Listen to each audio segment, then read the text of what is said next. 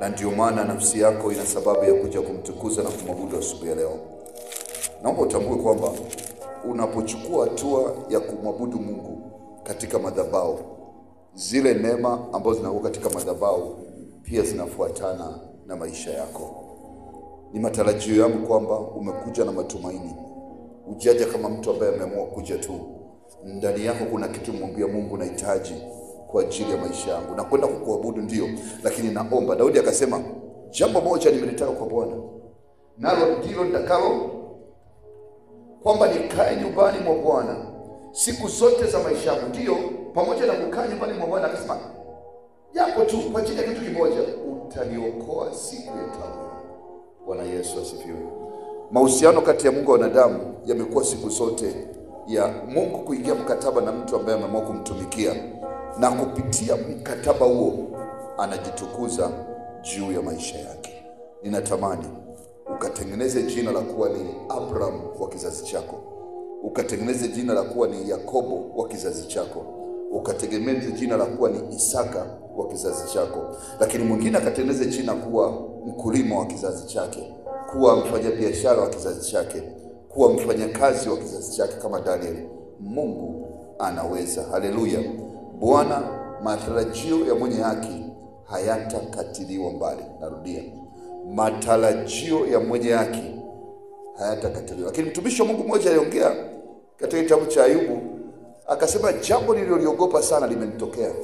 Ondoa hofu katika maisha yako. Usiruhusu mawazo mabaya yakaanza kuwaza, sijui kitatokea hiki, sijui kitatokea hiki, sijui kitatokea hiki. Ukianza kuwaza hivyo yatakutokea. Amua kubadilisha mawazo mabaya kwamba ninamuona Mungu akinisaidia katika hili. Kila lilo baya badilisha kuwa jema, na ndipo utamuona Mungu katika namna ya tofauti. Kwa ajili ya kutupeleka mbele za Bwana, ninaomba kwa pamoja tufungue Zaburi ya pili. Zaburi ya pili. Mbona mataifa wanafanya ghasia na makabila wanatafakari ubatili? Wafalme wa dunia wanajipanga na wakuu wanafanya shauri pamoja juu ya Bwana na juu ya Masihi wake. Na tuvipasue vifungo vyao na kuzitupa mbali nasi kamba zao. Yeye aketie mbinguni anacheka, Bwana anawafanyia dhihaka. Ndipo atakaposema nao kwa hasira yake na kuwafadhaisha kwa ghadhabu yake. Nami nimemweka mfalme wangu juu ya Sayuni, mlima wangu mtakatifu. Nitaihubiri amri, Bwana aliniambia, ndiyo mwanangu, mimi nimekuzaa. Uniombe, nami nitakupa mataifa kuwa urithi wako, na miisho ya dunia kuwa miliki zako. Utawaponda kwa fimbo ya chuma na kuwavunja kama chombo cha mfinyanzi. Na sasa, enyi wafalme, fanyeni akili. Enyi waamuzi wa dunia, mwadhibiwe. Mtumikieni Bwana kwa kicho, shangilieni kwa kutetemeka. Shikeni yaliyo bora, asije akafanya hasira, nanyi mkapotea njiani, kwa kuwa hasira yake itawaka upesi, eli wote wanaomkimbilia. Bwana Yesu asifiwe. Mambo manne. Jambo la kwanza, ukishakuwa umeokoka, vita vinakuwepo. Kuna ndugu atakuchukia, sio kwamba umemkosea chochote. Mathalani, unapopata kwanza kupata uwezo, wanapenda kukuona ukiwa umeokoka uendelee kuwa mnyonge.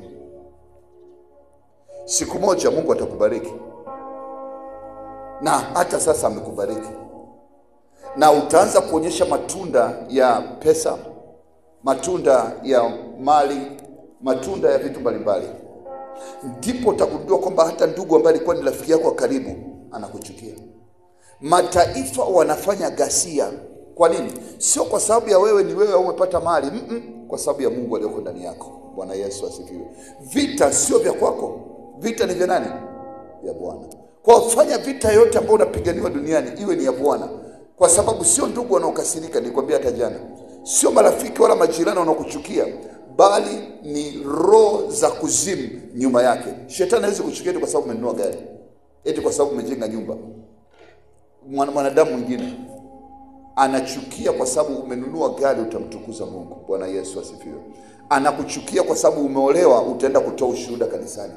Anakuchukia kwa sababu umepata mali au umepata biashara, utaenda kusimama na Mungu na kumshuhudia Mungu matendo makubwa. Ndicho chuki kinapotokea. Kwa mataifa wanafanya ghasia sio kwa sababu yako wewe mna kitu. Ukiona kuna vita kwenye maisha yako, sio wewe. Jua yule Mungu unamtumikia ndio vita vinapigana. Kwa mkabidhi vita yako. Hiyo kesi sio ya kwako. Mkabidhi Bwana kesi yako, ataipigania. Bwana Yesu asifiwe. Jambo la pili, kitu ambacho watakifanya watu ambao wanakuchukia, watakula njama, watakutega, watakufanyia hila, watakufanyia fitina. Lakini nasema wakati wanajipanga hivyo, ukiamua kwenda kwa Mungu na kusema Baba, tazama wanapigana nani, tazama hii vita, tazama matatizo haya, tazama, ukaamua kuyapeleka kwa Mungu, usipigane wewe. Ngoja nikwambie, suma moto ifanye kwa Mungu, pigana vita wewe. Na mimi nakurudishia, na mimi nakupiga. Naomba nikwambie umearibu. Ila anasema mstari wa 3, kama utampelekea Bwana, Biblia inasema Bwana anacheka. Biblia inasema sisi Mungu anachekaje? Mungu anatuliza jana usiku. Yesu asifiwe. Anasema Bwana ana, kwa sababu anajua mwisho umekaribia. Yaani unapoanza kupigana na mtu ambaye Mungu mtegemea Mungu, mwisho wako umekaribia. Wendi mbali. Kwa ni muhimu kumkabidhi Bwana vita yako. Jambo la 3. Biblia inasema hivi, niombe. Leo umekuja asubuhi, nami nitakupa mataifa kuwa urithi wako na kabila la watu kuwa watumishi wako. Niombe. Kwa umekuja kuomba, naomba uchukulie ni serious. Ngoja nikwambie kitu. Leo ukapigiwa simu, fulani ndio, mimi naitwa fulani. Unaitwa na Mama Samia pale Ikulu leo asubuhi. Utafanyaje? Unaweza kuzima tanguo kwa wengine wetu. Bwana Yesu asifiwe. Sasa leo umekuja kukutana na Mungu. Kwa unapokuwa umekuja kukutana kwa ajili ya maombi asubuhi, kuwa serious. Amua kwenda kwa mbele za Mungu. Unakuja mbele ya mfalme, sio Mama Samia, sio mtu mkubwa, ni mtu ambaye ni Mungu wa miungu, Bwana wa mabwana. Na utakapofanya chochote unachokiheshimisha, sikiza kwa makini. Kama utashindwa kuheshimisha madhabahu, mfano unachukua madhabahu poa, utakuwa poa tu. Nikwambia Mungu akubariki, ukanichukulia poa, utakuwa poa, kinachotokea. Lakini utakaposema Mungu akubariki, sema mtumishi wa Mungu aongea na mimi kuhusu kubarikiwa kwangu, na nichukua serious. Jambo lolote unaloliheshimu, Mungu atakuheshimu. Jambo lolote usiloliheshimu, naomba nikwambie, hamna madhara kwako. Ndio maana katika kanisa au katika huduma, watu wengine wanabarikiwa, wengine watabaki vile vile wanaangalia. Chochote, aina yote ya neema ya Mungu unaoiheshimisha, inakuheshimisha. Ila ukishindwa kuheshimu neema, hamna kitu. Itakuwa kawaida. Ndio maana kuna hatari kubwa ya kumzoea mchungaji wako. Utamchukua poa. Alafu miaka itaenda, utasikia watu wanatoa shuhuda, unadhani kwamba watu wengine wamebarikiwa, wengine hawajabarikiwa, utaona mambo ya kawaida. Itakusumbua. Neema yoyote usiyoheshimu haiwezi kusaidia. Neema yoyote unayoheshimu itakupa neema. Ukimchukua Mungu poa, anakuwa poa. Ukimchukua Mungu serious, naye atakuwa serious kwako. Natamani ujue hilo. Jambo la mwisho, wakati wa Mungu kwa ajili ya asili yake ni mzuri zaidi. Mungu akikasirika anakuopesha. Mpe Mungu muda. Chochote jifunze kukipa muda, kwa sababu asili ya Mungu inawaka upesi, na atawaangamiza wale wanaopambana nawe kwa hatua moja. Sio wanadamu, yale mapepo, yale majini ambao wanawatumia wanadamu kwa ajili ya kazi zao. Wasipotubu nao wataangamia. Lakini wakitubu, Mungu ana neema kwa ajili yao. Asubuhi leo umekuja nyumbani mwa Bwana, umekuja mbele ya mfalme. Nenda mbele za Bwana kama mfalme, kama Bwana wa mabwana. Mwabudu, mtukuze, mwambie na kushukuru kwa ajili ya wema wako, na kushukuru kwa ajili ya kibali chako, na kushukuru kunileta katika nyumba yako. Pokea sifa na shukrani. Wewe ndiye Mungu wangu, katika jina la Yesu. Unastahili kuabudiwa. Tuimbe wimbo huo kisha twende tukamwabudu. Unastahili Yesu, unastahili kuabudiwa, unastahili Yesu.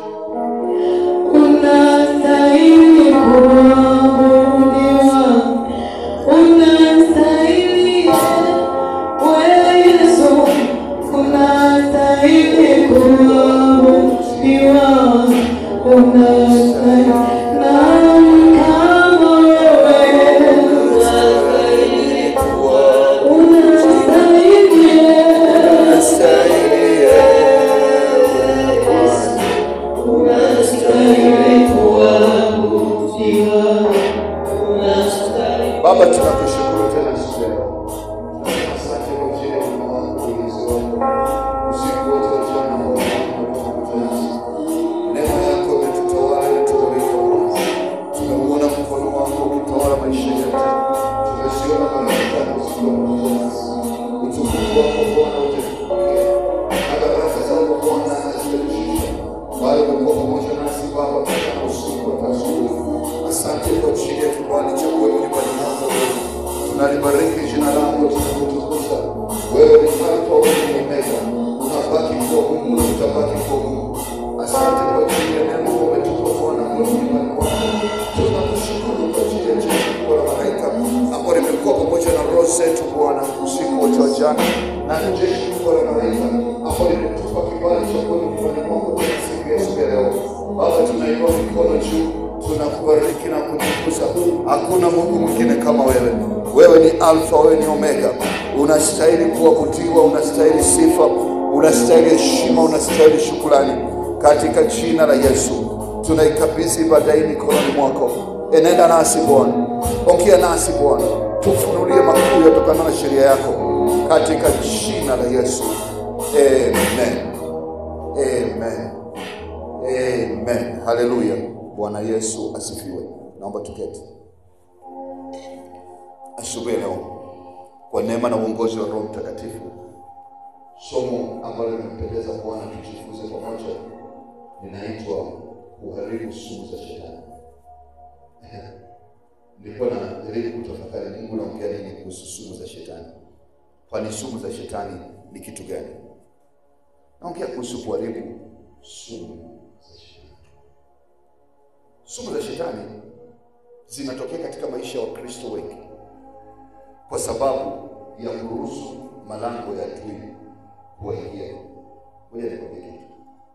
Njia kubwa ambayo shetani anaingiza sumu katika miili ya watu ni mbili.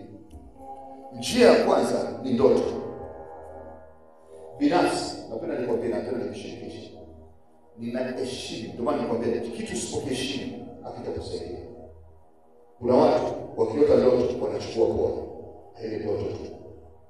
Mimi binafsi napenda tukikwambia ukweli. Hakuna kitu ninachukua na serious nacho kama ndoto. Kwa sababu inanisaidia kupangua mipango mingi ya shetani. Mimi nikiota ndoto usiku lazima niamke asubuhi. Cha kwanza nikiamka, ndio maana huwa naamka mapema. Ndio nimekuja kanisa saa 12 hapo. Lakini toka saa 11 niko kwenye magoti kwa taarifa yako. Nataka ujue. Lakini nataka ujue tu ili kukusaidia. Sihesabu muda na kwenda kwa Mungu. Nahesabu nafasi ya kwenda kwa Mungu. Bwana Yesu asifiwe. Kama nikiamka usiku ni kwamba tulikuwa na ratiba ndefu kwa sababu na ratiba haijakaa vizuri bado, kichwa kinatulia kwa sababu ya mambo yamekuwa mengi. Lakini ninajua natulia. Nikishakuwa utulivu tu, saa 8 usiku lazima nirudi tena. Na sasa inaanza saa 11 saa 11. Lakini narudi ratiba yangu. Nataka kuambia nini? Hatua ya kwanza na kupiga magoti ni kujaribu kukumbusha Mungu juu ya mambo ambayo nilikuwa nayo. Mfano jana, kuna mtu aliniuliza kitu kikubwa sana. Nikasema jibu. Nimeingia tu kwenye magoti asubuhi. Roho Mtakatifu akafunua hapa. Mwambie hivi. Ongea naye hivi. Okay. Mungu atajaza hiki. Hicho cha kwanza. Na kufundisha kwa sababu nakusaidia na wewe. La pili, naanza kukumbuka kutoka nimekuwa nacho usiku. Huwa siwezi kuomba. Na kusema napiga magoti, sianzi Baba na kushukuru. Kwani haraka ya wapi? Bwana Yesu asifiwe. Kwani niko leo? Mmoja ndio anashuhudia. Haleluya. Sina haraka. Tulia kwenye magoti. Pata muda wa kutulia tu. Alafu unakuta kuna vitu vinafunuliwa. Kwa sababu maombi sio kumwambia Mungu. Maombi ni kusikiliza pia kwa Mungu. Bwana Yesu asifiwe. Ndio maana ni maombi. Kwa hiyo chukua muda kidogo kwa ajili ya mambo ambayo yalikuwa magumu, lakini nakumbuka ndoto. Kwa sababu ndoto ndio njia mojawapo ambapo watu wanataka sumu. Na watu wengi wamepotea kwa sababu moja, nilikufundisha jana kuhusu malango yasiyoonekana. Sasa mambo mengi kwa sababu kwa macho yaonekana. Naweza kuwa nimekaa kanisani hapa, kumbe kuna jitu limepanda vitu vyake usiku kati mlala. Wachawi kuja kufanya mkutano. Siwezi kuona. Nitashangaa tu ibada inatokea, washirika wanaanza kuugua, kila mtu kipigia simu naumwa, kila mtu, kuna makanisa hiyo. Kwa sababu adui ameleta moto. Sasa tunaweza kuonaje? Nikiwa nimelala, naweza kumwona mtu anayeka sana, ananyata. nikiwa nimelala naweza kuona kuna wingu kubwa jeusi. Kuna wakati nilikuwa naona wingu fulani jeusi.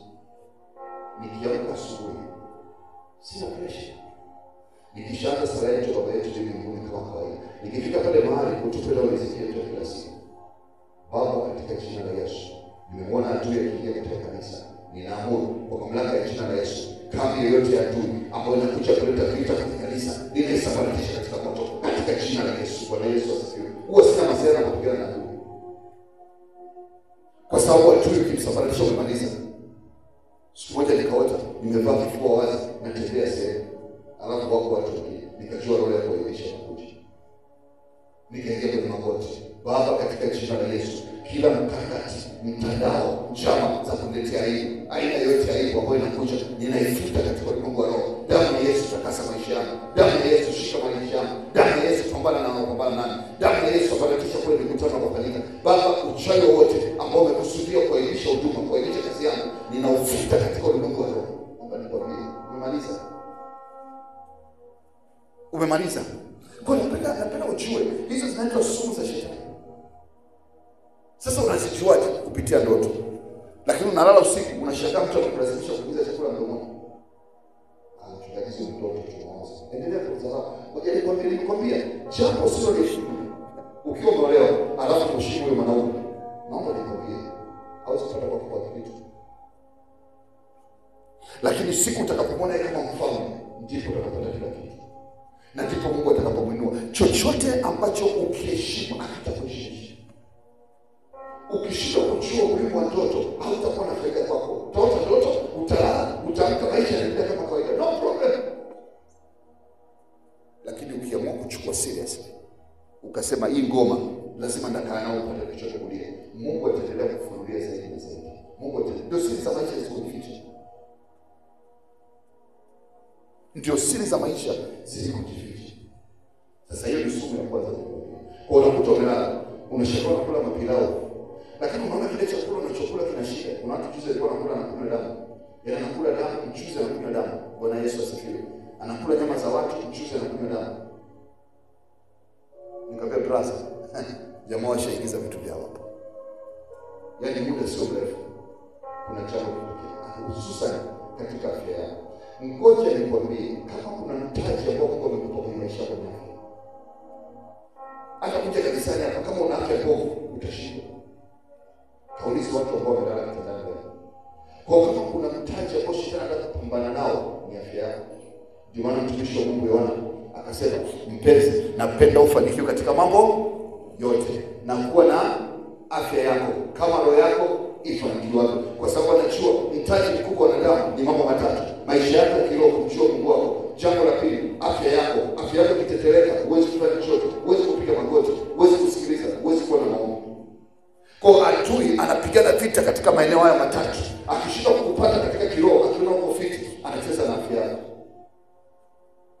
Na akishindwa kukupata kwenye afya, unashangaa anakuja kwenye uchumi wako.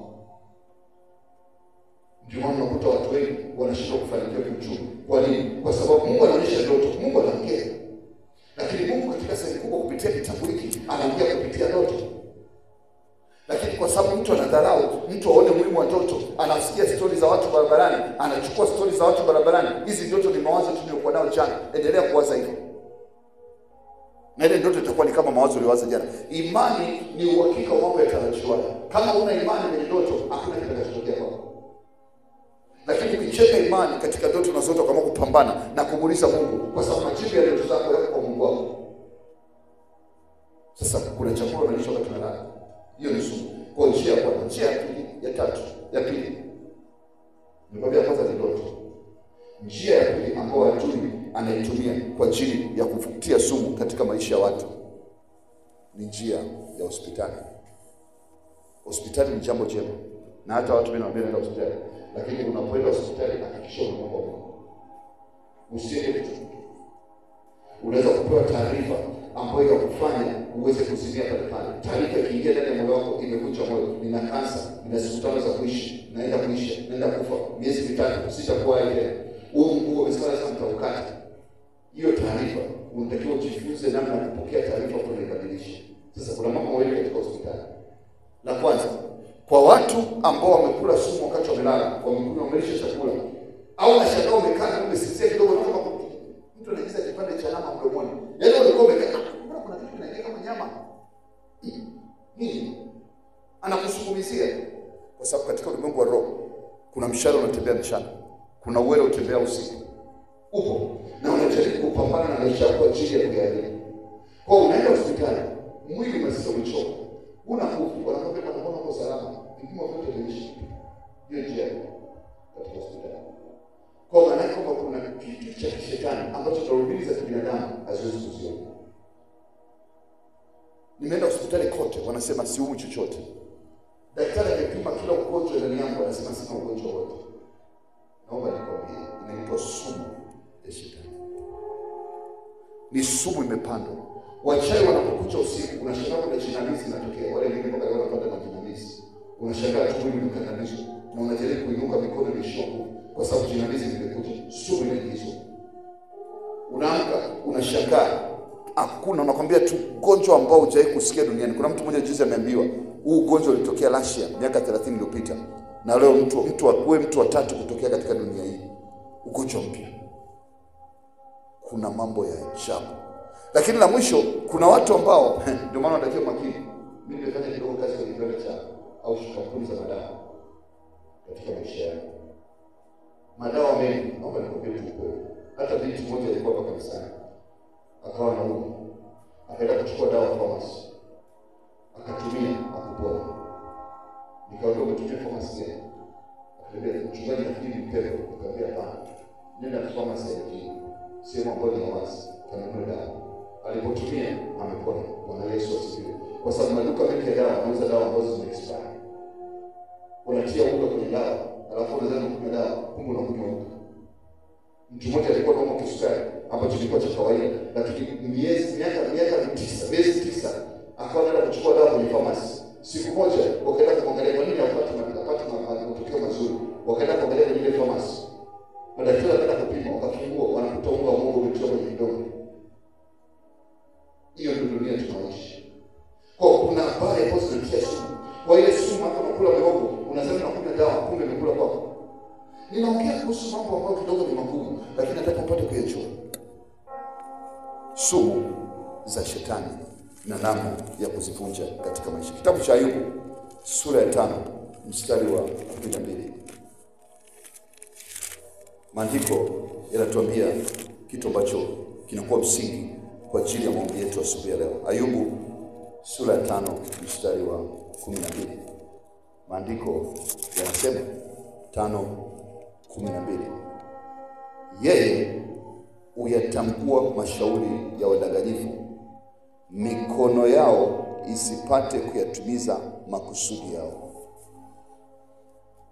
Bwana Yesu yupo asubuhi leo kuyatambua mashauri ya wadanganyifu. Wadanganyifu ni shetani, baba wa uongo. Ili wanachokiwaza juu yako, juu ya afya yako, juu ya kilo chako, juu ya uchumi wako kisipate nafasi. Vita vyetu viko katika maeneo matatu. Na ndio maana kuna watu wanapigana vita vya kiroho lakini wanasahau mambo ya kiuchumi na wamepata shida. Na kuna watu wanapigana wanasahau afya, wamepata shida. Mchungaji mzuri ana nguvu ya kimungu lakini unashangaa kisukari hicho. Unashangaa ugonjwa wa moyo huo. Unashangaa vidonda vya tumbo hivyo. Kwa sababu vinapigwa vita. Yeye ni mzuri, kiroho ameenda vizuri, lakini kwenye sehemu ya afya imeathirika. Kwa nini? Kwa sababu ameshindwa wakati mwingine kutambua sumu za adui juu ya maisha ya mwanadamu. Natamani leo kupitia maombi haya ukafanya mambo mawili. La kwanza, ukaweze kuvunja na kuharibu sumu yoyote kati ya viongozi ambayo imepandwa ndani mwako. Juzi nilikuwa naangalia mtandao jana jioni. Nilikuwa napitia sehemu fulani ya mtandao. Nikamwona mtu anapika chakula katikati ya nchi, Dodoma. Wamempiga picha. Watu wanachukua siku nzuri. Mitandao siku hizi sasa huko. Usiku wa manane amebeba vitu kutoka kwa mganga. Supu ya asubuhi wanatia mabutu yao. Bwana Yesu asifiwe. Wanatia mabutu yao ya kiroho ili watu waweze kuja. Kwa unakuja asubuhi. Hii supu bwana ni kiboko hii. Ya mwaka 2028 hii. Bwana Yesu asifiwe. Na wanapokunywa kumbe wanaingiza mambo yao. Anachukua uchafu, anachukua jasho, anachukua mambo mengine, anatia kwenye supu. Ona kucha imepikwa vizuri na unaifurahia kwa Yesu asifiwe. Mwisho wa siku kumbe unalishwa sumu ya kiroho. Kwa yawezekana umeshakula chakula hicho. Yawezekana kuna mipango kama hiyo. Yawezekana kuna mtoto umeshakuwa na kubomoa katika jina la Yesu. Ndio maana nilikuwa naomba Yesu leo. Tunaenda kuharibu. Na hamna kitu kizuri kuzuia kabla ya time. Kwa Yesu asifiwe. Simama. Ni usiku tena. Usinia chemizani Bwana. Msaada wako wakooni. Mimi peke yangu nami. Ni usiku tena. Usinia chemizani Bwana. Msaada wako wakooni. Mimi peke yangu nami. Siku zote hazikwisha. Sio ila kunifurahisha. Hakuna hacho kikomi. Usiye na mwisho nami. Ni usiku tena. Usilia chemizani Bwana. Msaada wako wakooni. Mimi peke yangu nami. Sema Baba, katika jina la Yesu, asubuhi ya leo ninakushukuru kwa ajili ya neno la uzima. Baba, katika jina la Yesu ninainua mikono juu. Nimesikia habari hii. Ninaomba kama kuna sumu yoyote katika mwili wangu, katika nyama zangu, katika mifupa yangu, katika damu yangu ambayo adui ameipanda, ninaamuru katika jina la Yesu, ewe sumu, ng'oka, kufa leo, ishiwa nguvu, toka katika jina la Yesu. Baba, ninaomba ndoto yoyote ambayo nimewahi kuota nikilishwa vyakula na kwa namna hiyo kuna sumu ikaingia ndani yangu, kwa mamlaka ya jina la Yesu ninayeyusha sumu hiyo, ninaivunja, ninaiharibu katika jina la Yesu, katika jina la Yesu. Out! Toka katika jina la Yesu. Sema Baba, katika jina la Yesu, asubuhi ya leo aina yoyote ya chakula naposhika tumbo langu ambacho nimekula na kimetua sumu ya kuzimu, kwa mamlaka ya jina la Yesu, ewe sumu kutokana na chakula, ng'oka katika mwili wangu, toka, shindwa milele katika jina la Yesu. Baba, kwa jina la Yesu, aina yoyote ya sumu katika mwili wangu kutokana na aina yoyote ya chakula ambacho nimekula, ewe sumu ya kuzimu, yeyuka leo kwa damu ya Yesu. Katika ulimwengu wa roho ninakunywa damu ya Yesu, rabo sakaria, ninakunywa damu ya Yesu, yeyusha kila sumu, aribu kila magonjwa, aribu kila pando la adui katika jina la Yesu, katika jina la Yesu. Moto wa Roho Mtakatifu aribu kila maandishi ya shetani yaliyoandikwa katika mwili wangu kwa damu ya Yesu.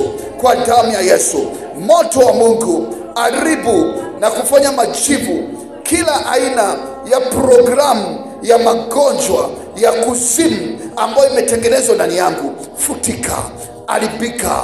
Ninakataa magonjwa, ninakataa maradhi, ninakataa maumivu. Toka, achia mwili wangu, achia roho yangu katika jina la Yesu. Sema Baba, kwa jina la Yesu ninaomba aina yoyote ya pando la adui katika roho yangu, katika mwili wangu, katika nafsi yangu, ewe pando la adui, sikia sauti ya Bwana. Moto wa Mungu juu yako, ng'oka leo. Moto wa Mungu juu yako, ng'oka leo. Moto wa Mungu juu yako, ng'oka leo katika jina la Yesu. Baba, ninaomba na kushika tumbo langu, kama kuna ugonjwa, kama kuna maradhi, changamoto yoyote katika kiungo chochote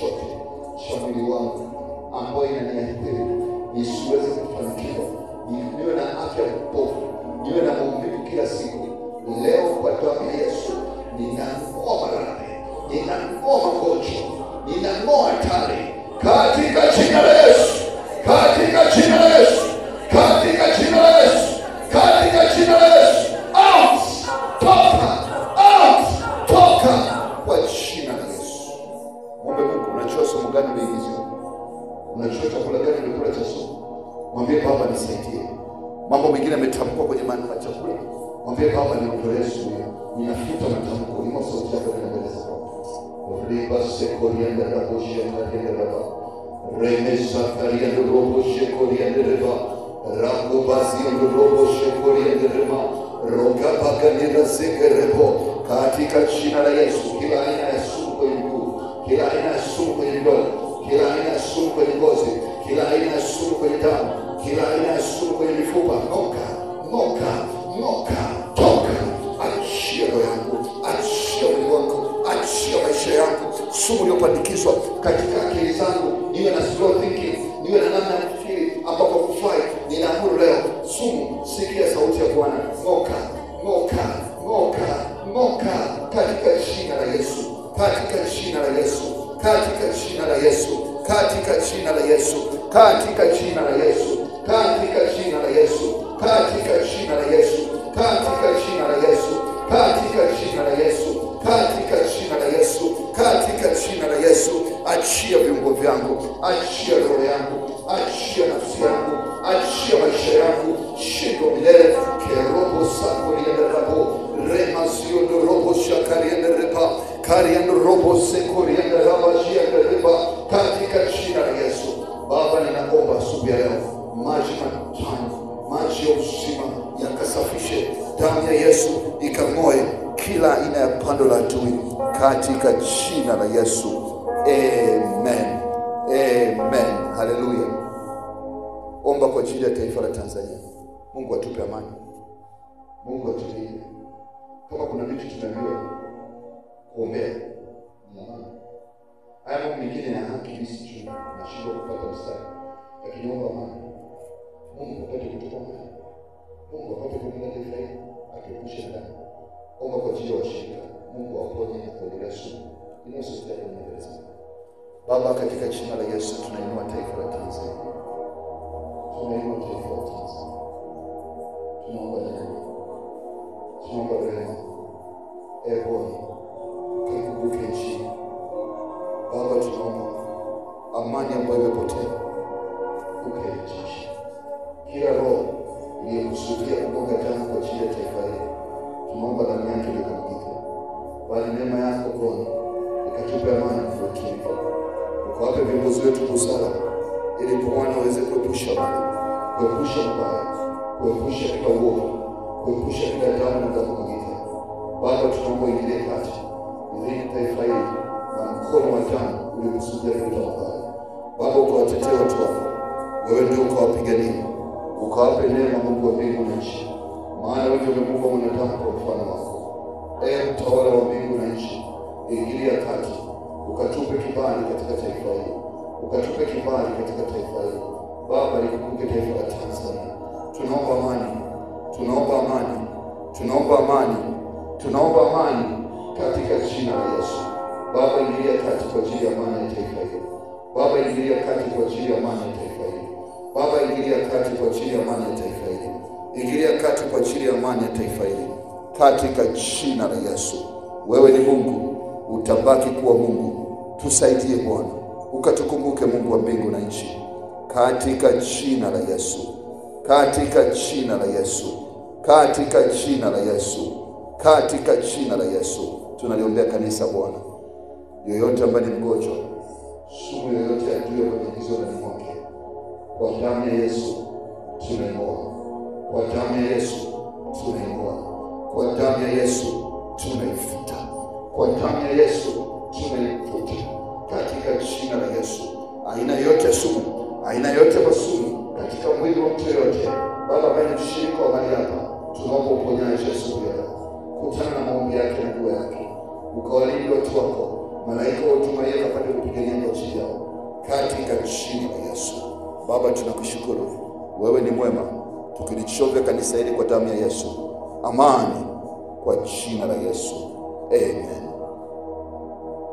Tuombe pamoja sala ya Bwana. Baba yetu uliye mbinguni, jina lako litukuzwe. Ufalme wako uje.